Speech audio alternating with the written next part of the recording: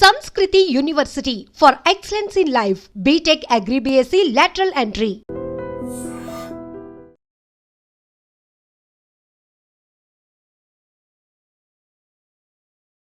వీళ్ళంతా engineering students చక్కగా చదువుకోవాల్సింది పోయి బైక్ దొంగతనాలకు అలవాటు పడ్డారు. యూట్యూబ్ చూసి బుల్లెట్ బైక్లు ఎలా దొంగతనం చేయాలి అని తెలుసుకున్నారు. అంతేకాదు బుల్లెట్ బైక్స్కి తాళాలు ఎలా ఓపెన్ చేయాలి, చాకచక్యంగా ఎలా వీటిని కొట్టేయాలి అనేది యూట్యూబ్లో చూసి వీళ్ళంతా కూడా ఆ నాలెడ్జ్ నేర్చుకున్నారట. సో ఆఖరికి బాపట్లలో అద్దంకిలో వీరిని అదుపులోనికి తీసుకున్నారు పోలీసులు. ఒంగోలులో 6 విద్యార్థులు, కందుకూరులో ఒకరు బీటెక్ చదువుతున్నట్లు తెలుస్తోంది. అయితే ఈ 7 గురించి విన్నటువంటి పోలీసులు కూడా కంగుతున్నారు. జల్సాలకు అలవాటు పడి అడ్డంగా అక్రమంగా డబ్బు సంపాదించాలనే ఒక కాన్సెప్ట్. సో 7 కూడా తోడయ్యారు, ఒక టీమ్గా ఫామ్ అయ్యారు. యూట్యూబ్ అనేటప్పటికీ మనకి ఎంత మంచి నేర్పుతుందో అంతే చెడు కూడా. దాన్ని మనం ఎలా తీసుకుంటామో అదే మనకి తిరిగి ఇస్తుంది అన్నట్టు యూట్యూబ్ వల్ల చాలామంది నాలెడ్జ్ నేర్చుకుంటున్నారు. ఈవెన్ ట్యూషన్స్కి వెళ్లకుండా వాళ్ళు యూట్యూబ్ నుంచే క్లాసెస్ విని ర్యాంకర్లు అయిన వాళ్ళని కూడా మనం చూస్తూ ఉంటాం. అలాంటి వారి ఇంటర్వ్యూలు కూడా మీకు చూపిస్తూ ఉంటాం. బట్ వీళ్ళు మాత్రం యూట్యూబ్ని ఎలా వాడుకుంటున్నారంటే అప్పనంగా డబ్బు సంపాదించాలి, బైక్లు అడ్డంగా కొట్టేయాలనే కాన్సెప్ట్తో యూట్యూబ్లో వాళ్ళు సెర్చ్ చేసి బుల్లెట్ బైక్స్ని ఎలా దొంగతనం చేయాలి, వాటి లాక్ ఎలా ఓపెన్ చేయాలి, ఎలా చాకచక్యంగా కొట్టేయాలి అనేది వాళ్ళు తీసుకున్నటువంటి నాలెడ్జ్. సో ఇది పోలీసులు విన్న తర్వాత కూడా కంగు తిన్నారు. యువత పెడదోవ పడుతోంది, యువత తప్పుదావ పడుతున్నారు. ఎందుకంటే బాగా చదువుకుంటారు అని తల్లిదండ్రులు స్కూల్కి కాలేజీలకి పంపిస్తుంటే వీళ్ళు మాత్రం జల్సాలకు అలవాటు పడుతున్నారు.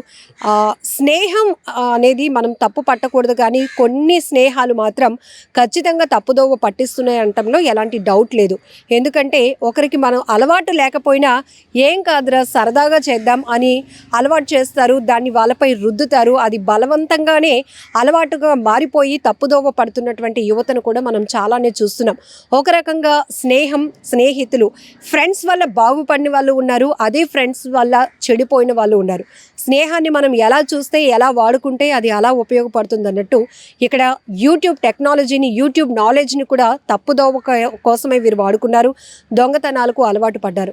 ఈ 7 కూడా ఎంతో ఫ్యూచర్ ఉన్నవాళ్ళు, కానీ ఇప్పుడు పోలీసుల అదుపులో ఉండటం ఎంత బాధాకరం. కుటుంబ సభ్యులు ఎలా ఫీల్ అవుతారు? తమ పిల్లలు ఏదో చదువుకుంటున్నారు, మంచిగా ఫ్యూచర్ కోసం డిజైన్ చేసుకుంటున్నారు, మంచిగా సెటిల్ అవుతారు, మనకేంటి ఇంత మంచి పిల్లల్ని కన్నాము అనే వాళ్ళు ఒకవైపు గర్వంగా ఫీల్ అవుతూ ఉంటే, వీళ్ళు మాత్రం ఇంటి నుంచి బయటకు వచ్చినాక కాలేజీలకు వెళ్ళే వాళ్ళు కాలేజీలకు వెళ్తున్నారు, వేరే చోట్లకు వెళ్ళాల్సిన వాళ్ళు వేరే చోట్లకు వెళ్తున్నారు.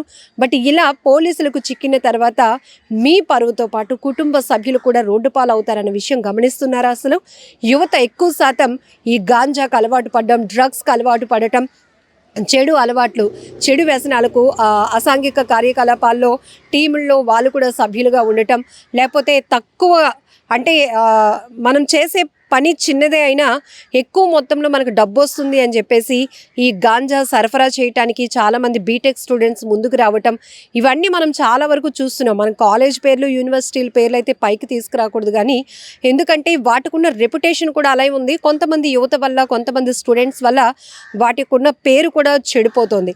సో ఈ క్రమంలోనే మీ అందరికీ తెలుసు బాగా కొన్ని కాలేజీలకి పేరు చెప్పి వీళ్ళు వెళ్తూ కొంతమంది స్టూడెంట్స్ చేస్తున్న వ్యవహారాలు చాలా దారుణంగా ఉంటున్నాయి.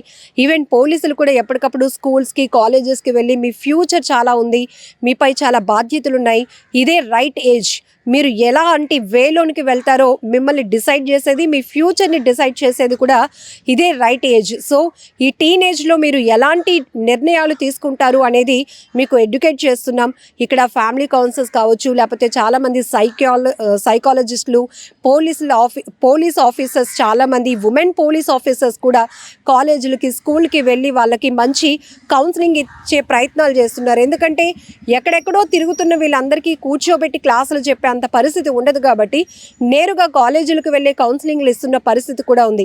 అనవసరంగా మీరు అక్రమ కార్యకలాపాల్లో కనుక మీరు భాగస్వాములు అయితే తర్వాత మీ ఫ్యూచర్ డ్యామేజ్ అవుతుంది, మీపై కేసులు బనాయించడం జరుగుతుంది, జైలుకి వెళ్తారు, కుటుంబ పరువులు పోతాయి, మీ వల్ల తల్లిదండ్రులు కూడా ప్రాణాలు తీసుకునే పరిస్థితి వస్తుంది. ఇంత క్లియర్గా వాళ్ళకి కౌన్సిలింగ్లు ఇస్తున్నా కూడా చాలామంది చాలా కేర్లెస్గా తీసుకుంటున్నారు ఈ మాటల్ని. కొంతమంది రాంగ్ వేలోనికి వెళ్తూ ఇలా పోలీసుల కస్టడీకి వెళ్లాల్సినటువంటి పరిస్థితి, కొంతమంది అయితే చాలా కఠినమైనటువంటి శిక్షలు కూడా అమలు అవుతున్నాయి. ఏమైపోతుంది, అనవసరమైన అలవాట్లకు పోతున్నారు, అనవసరమైనటువంటి జల్సాలకు పోతున్నారు, అడ్డంగా డబ్బు సంపాదించాలి అనుకోవటం చాలా దుర్మార్గమైన ఆలోచన. ఇది ఏ ఏజ్ గ్రూప్ అయినా కావచ్చు. ముఖ్యంగా ఇందులో ఇప్పుడు ఈ బుల్లెట్ బైక్స్ దొంగతనం చేసిన కేసులో మొత్తం ఎన్ని చేశారనుకున్నారు? 16 బుల్లెట్ బైక్స్, ఒక స్కూటీని దొంగతనం చేశారు. వీటి విలువ సుమారు 25,20,000 రూపాయలు అని కూడా పోలీసులు చెప్తున్నారు. ప్రస్తుతం వీరిపైన అయితే కేసులు ఫైల్ అయ్యాయి, పోలీసుల కస్టడీలో ఉన్నారు. సో మీడియా ద్వారా కూడా వాళ్ళ ఫేస్లు కూడా రివీల్ అవుతూ ఉంటుంటే కుటుంబ సభ్యులు ఎంత బాధపడతారో ఒక్కసారి ఆలోచించండి. దయచేసి ఇలాంటి పెడదోవ పట్టే ఆలోచనలు కాకుండా మంచిగా బాగా చదువుకుంటే మంచి జాబ్స్ వస్తాయి, చక్కగా ఫ్యూచర్ని డిజైన్ చేసుకోవచ్చు. మీ వల్ల తల్లిదండ్రులకు కూడా మంచి పేరు తెచ్చే వాళ్ళు అవ్వాలి అని చెప్పి మేము కూడా కోరుకుంటున్నాం. సో ఇలాంటివి ఎక్కువగా జరుగుతున్నాయి. ఒకవేళ మీ ఇంట్లో పిల్లలు కాకపోవచ్చు, కానీ మీ చుట్టుపక్కల ఉన్నటువంటి ఖాళీ ప్లేస్లో కొంతమంది యువత ఎప్పుడు ఇలా సిగరెట్లు కాలుస్తూ ఉంటారు, గాంజా బ్యాచ్ తిరుగుతూ ఉంటారు, అబ్బాయిలు ఏడిపిస్తూ ఉంటారు. ఇలాంటి ఇన్ఫర్మేషన్ ఉంటే కనుక ఖచ్చితంగా ఇది వాళ్ళ మీద మీరు కంప్లైంట్ ఇవ్వడం వల్ల వాళ్ళు వచ్చి ఏదో చేసేస్తారు అని కాదు, కానీ జస్ట్ మీరు కాన్ఫిడెన్షియల్గానే పోలీసులు మీ ఇన్ఫర్మేషన్ ఉంచుతారు. కాబట్టి ఇలాంటివి ఏవైనా మీ చుట్టుపక్కల ప్రాంతాల్లో జరిగినా కూడా పోలీసులకు సమాచారం ఇవ్వండి అంటూ కూడా పబ్లిక్కి కూడా పోలీసులు రిక్వెస్ట్ చేస్తున్నారు. ఏదేమైనా ఈ ఘటన మాత్రం చాలా బాధాకరమైన చెప్పొచ్చు. ఎందుకంటే 7 ఇంజనీరింగ్ విద్యార్థులు, బీటెక్ స్టూడెంట్స్ ఇట్లా దొంగతనాలకు అలవాటు పడటం, బుల్లెట్ బైక్స్ను దొంగతనం చేయటం, ఆఖరికి పోలీసుల కస్టడీకి వెళ్ళటం అనేది చాలా బాధాకరమైన విషయం. నిజంగా ప్రస్తుతం ఉన్నటువంటి సమాజం దేనికి ప్రయారిటీ ఇస్తుంది? ఆర్థిక సంబంధాల చుట్టూ మాత్రమే తిరుగుతుంది. మళ్ళీ ఎన్నికలంగానే చాలా విరక్తి కలుగుతాను. మంచి అనిపిస్తుంది కదా, లేడీస్ కూడా ఛాలెంజింగ్ జాబ్స్ చేసినప్పుడు చాలా బాగుంటది. ట్రాఫిక్ అసిస్టెంట్స్ గా నియమించిన ట్రాన్స్జెండర్స్ అందరితో సాల్యూట్ చేయించుకుంటున్నారు. ఫుడ్ డెలివరీ ఇవ్వటానికి వెళ్ళినటువంటి డెలివరీ బాయ్ అనిల్ పై కళ్ళ ముందు పిల్లల్ని కొట్టి